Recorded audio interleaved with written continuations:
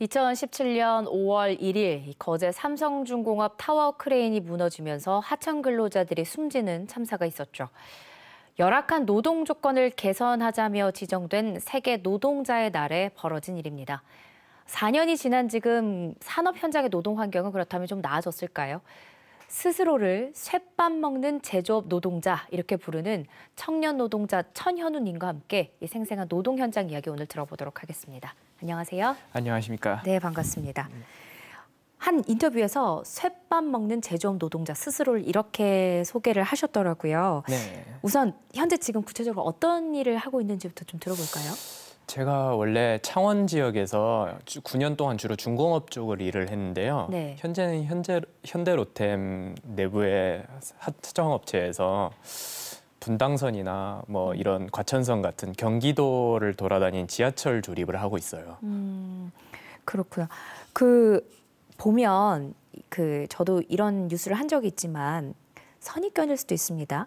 요즘 청년들의 경우는 연봉은 낮아도 좀 깨끗하고 쾌적한 일터에서 일하기를 원한다. 네네. 이런 얘기가 있는데요. 제조업 현장 일을 그래서 기피한다 이러는데 어떻게 이렇게 현장에서 일을 하게 되신 걸까요? 제조업이라는 게 아무래도 제가 결과물을 스스로 볼 수 있다는 점이 있거든요.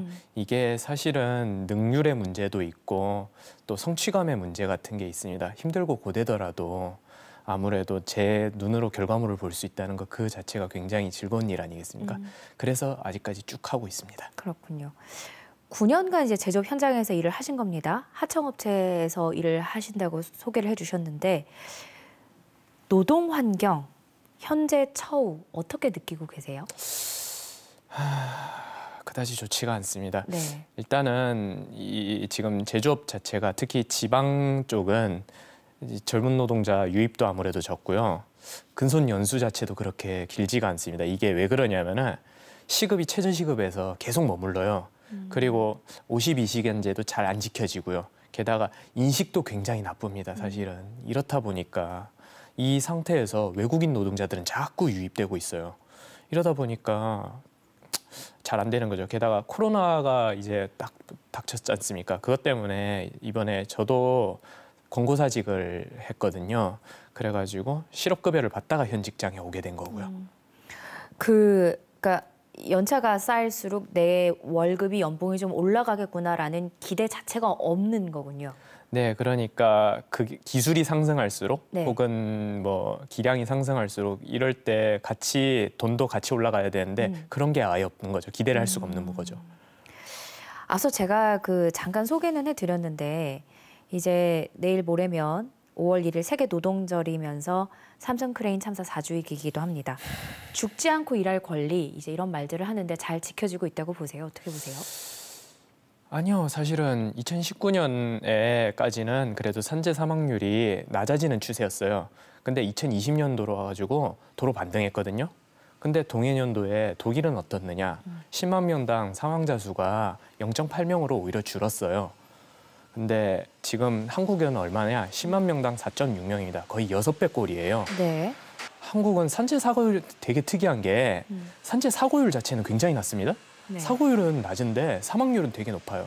이게 어떻게 설명을 할 수 있겠냐면은 아무래도 자잘한 산재 사고가 은폐되고 있다는 그런 의심이 가능한 거죠. 저도 실제로 현장에서 그런 걸 많이 목격을 했거든요. 사고의 위험이 되게 높고 현장이 노후됐고 막 안전교육도 제대로 되고 있지 않은 그런 삼중고가 있습니다. 중대재해기업처벌법이 지난 1월에 통과가 됐습니다. 노동자 입장에서 또 주변에서 뭐라고들 평가를 하세요?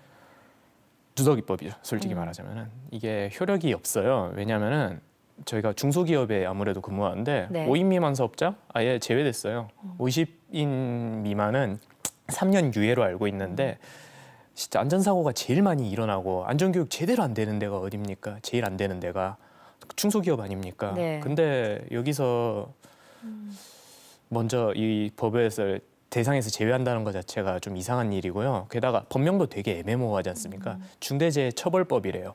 중대재해기업처벌법이나 기업대표처벌법 이렇게 돼야 되지 않겠습니까? 책임 소재를 확실하게 되지 않냐. 그게 제 생각입니다. 예. 그 9년 동안 일하면서 여기에 미래가 있을까, 어떤 미래가 있을까 이런 생각을 해보셨을 것 같은데 네네. 노동 환경, 실태, 처우 무엇이 어떻게 궁극적으로 바뀌어야 된다고 보세요? 다른 것보다는 일단은 중소기업에서 제가 일을 많이 하다 보니까 네. 전부 일했죠, 사실은. 아무래도 원청하고 하청 관계에서 되게 많은 불합리함을 느끼거든요. 이게 위에서 말씀드렸다시피 이게 중대재해처벌법의 연장선상으로 말씀을 드릴게요. 이게 위험의 외주화를 사실상 부추기는 법이거든요.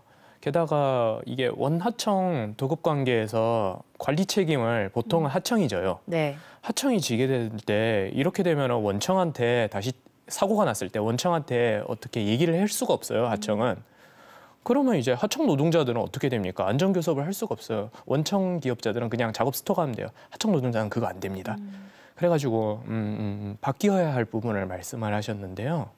제가 봤을 때 무엇보다 중요한 것은 저 같은 청년 노동자들이 올 수 있도록 다시 유치할 수 있도록 네. 안전한 환경과 좋은 인식 같은 것들이 일단 선행되어야 되지 않을까요? 네. 저는 그렇게 생각합니다. 앞으로도 좀 현장의 목소리에 더 귀를 기울여야겠다 이런 생각을 해봅니다. 오늘 네. 말씀 여기까지 듣겠습니다. 고맙습니다. 감사합니다.